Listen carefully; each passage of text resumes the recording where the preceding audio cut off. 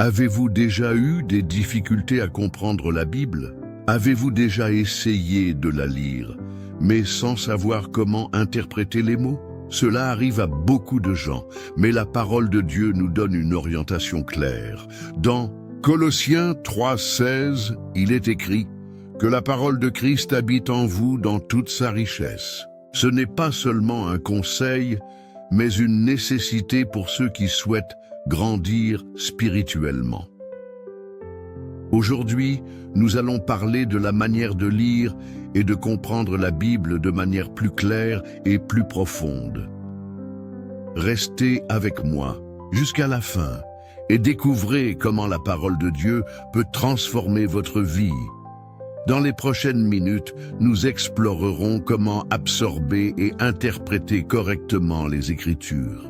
Pour commencer, il faut considérer une question que Jésus lui-même a posée dans Luc 10, 26. Qu'est-il écrit dans la loi? Comment la comprenez-vous? Ce passage fait référence au moment où Jésus se trouve devant un interprète de la loi, quelqu'un qui connaît profondément les Écritures. Cependant, sa question avait pour but de tester Jésus. La première question posée par le Christ établit un principe fondamental. Avant de discuter de l'interprétation de la parole, il faut la connaître. Beaucoup de gens cherchent à débattre de sujets bibliques sans même avoir lu le texte sacré dans son intégralité. L'apôtre Paul a mis en garde Timothée contre ceux qui font des affirmations catégoriques sans avoir les connaissances nécessaires. Par conséquent, la première étape pour comprendre la Bible est de la lire. La compréhension ne doit pas précéder la lecture, mais découler de celle-ci. Jésus pose alors la deuxième question. Comment la comprenez-vous?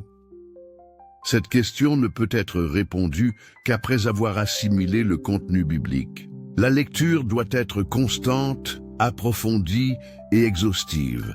On en trouve un exemple dans Actes 17, 11, où les Juifs de Bérée sont qualifiés de plus nobles que ceux de Thessalonique parce qu'ils examinaient dans les Écritures tout ce qu'ils entendaient. Pour vérifier si l'enseignement était correct, la compréhension de la parole exige un examen attentif de tout son contenu. De nombreux passages, lus isolément, peuvent sembler contradictoires. Cependant, les Écritures sont harmonieuses et se complètent. Satan, en tentant Jésus dans le désert, a cité un verset du psaume 91, mais Christ a rapidement répondu par un autre passage biblique, montrant que la compréhension correcte vient de l'ensemble des Écritures. Le contexte doit toujours être pris en compte. Malheureusement, beaucoup de gens se limitent à lire seulement certaines parties de la Bible, comme le Nouveau Testament, parce qu'ils croient que l'Ancien Testament est plus difficile à comprendre. Cependant, une grande partie des explications et des promesses du Nouveau Testament trouvent leur fondement dans l'Ancien. Paul affirme dans 2 Timothée 3, 16 que toute écriture est inspirée de Dieu et utile pour l'enseignement. Et Romains 15, 4 renforce que tout ce qui a été écrit l'a été pour enseigner. Il est donc nécessaire d'étudier la Bible dans son ensemble. La lecture de la parole doit être fréquente et approfondie, car la compréhension ne viendra qu'avec le temps et le dévouement. Tout comme les Juifs de Bérée examinaient les Écritures, tous doivent faire de même lorsqu'ils écoutent des enseignements en vérifiant s'ils sont conformes à la vérité biblique. Cela est illustré dans Actes 8, 30. Lorsque Philippe demande à l'Éthiopien « Comprends-tu ce que tu lis ?» L'homme répond qu'il a besoin de quelqu'un pour le guider. Cela démontre l'importance de l'enseignement et de la recherche de la connaissance. Dans Matthieu 22, 23 à 33, les Sadducéens ont tenté de ridiculiser Jésus en l'interrogeant sur la résurrection. Jésus leur a répondu en leur montrant qu'ils se trompaient parce qu'ils ne connaissaient ni les Écritures ni la puissance de Dieu. Cet épisode nous enseigne que, souvent, le manque de connaissances conduit à des interprétations erronées. La vérité biblique ne peut être tirée d'un seul verset isolé. Il faut considérer toute la révélation divine. Le processus d'apprentissage implique l'humilité de reconnaître que la compréhension est progressive. Acte 18, 26 mentionne Apollos, un prédicateur éloquent qui avait besoin d'être instruit plus précisément sur la voie du Seigneur. Cela prouve que même ceux qui possèdent une grande connaissance peuvent bénéficier d'un apprentissage supplémentaire. L'étude des Écritures doit commencer dès que possible et être poursuivie avec dévouement. La lecture constante permet de grandir spirituellement et de mûrir dans la foi.